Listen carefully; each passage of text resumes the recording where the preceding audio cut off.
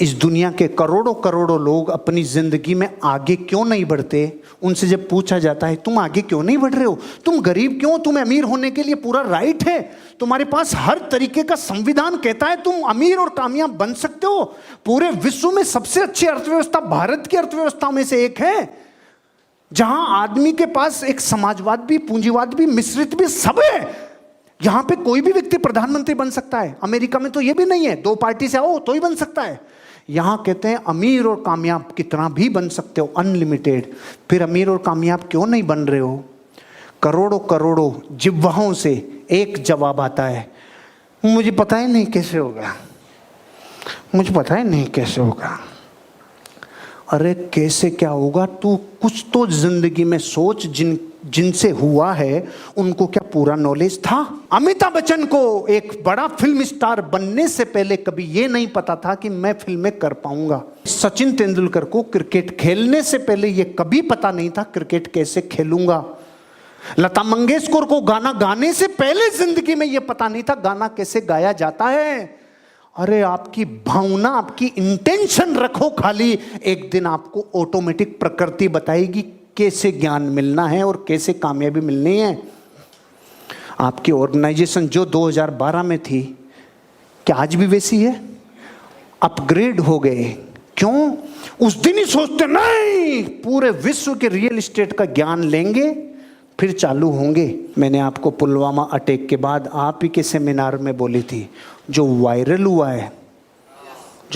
हुआ है, जब मैंने ये बोला था, अपने पास तो MiG-21 ही था, नॉर्मल था, राफेल थोड़ी था, लेकिन ये सोचता कि ये खतरनाक होगा तब लेके उड़ूंगा। अरे तू जैसा है लेके उड़। ऐसे मैं आपको कह रहा हूं, जितना ज्ञान है उससे अपना काम चालू करो, और कभी अपने ज्ञान का कम होना, अधूरा होना, अधिचित्रा होना, इस पे कभी शर्मिंदगी मत करना, क्योंकि आपके भीतर की जो ज्वाला है ना कुछ करने की, असली काम वो करती है। ये तो सब किराए पे मिल जाते हैं भैया, ये संगत से सीख जाते हैं।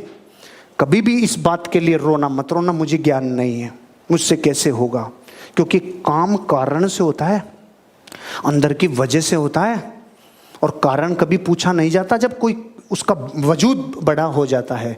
आपको ज्ञान नहीं है ऐसी बात कभी मत कहना, क्योंकि ज्ञान रास्ते में मिलता है। हेलो, रास्ते की धूल है। आप जहां हो, आप जहां जाना चाहते हो, इस खाई को भरने के लिए ज्ञान का बहाना मत बनाओ, आप रवाना हो जाओ। रास्ते में मिलेगा रे, रास्ते में मिलेगा, धूल के रूप में मिलेगा नॉलेज। ये प्रकृति की अनमोल व्यवस्था है, लेकिन आप सोचो यही मिले फिर जाऊं, कभी नहीं होगा। आप रवाना हो जाओ, रास्ते में आपको ज्ञान मिलेगा। द टाइमिंग गैप, शायद ये सही समय नहीं है मेरे लिए।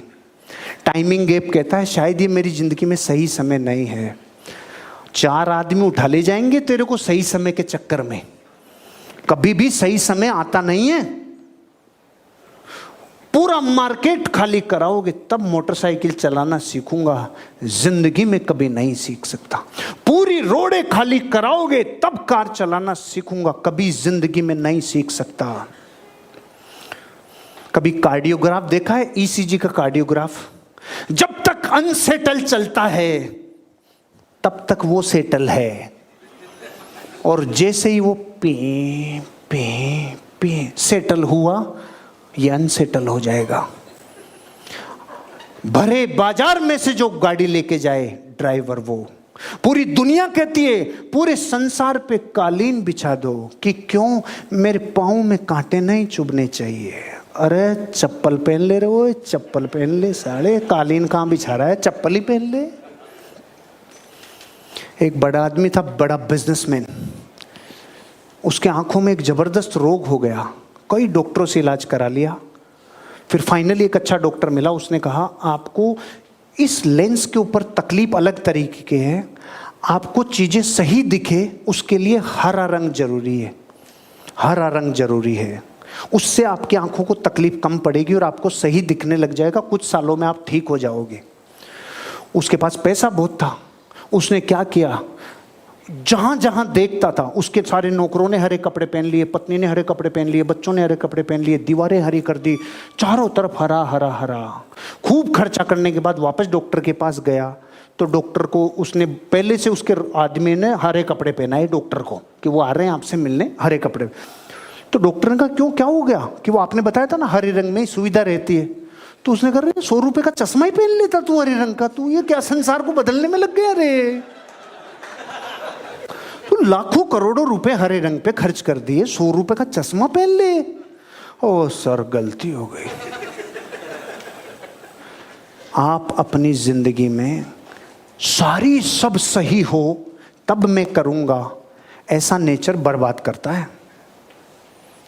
मेरी लाइफ की टाइमिंग ऐसी है कि अगर कोई मेरे माइंड में आइडिया फ्रिक्वेंटली आ गया, जबरदस्त कौंध गया और मैं ड्राइव कर रहा हूं, गाड़ी उसी वक्त साइड पे लगेगी।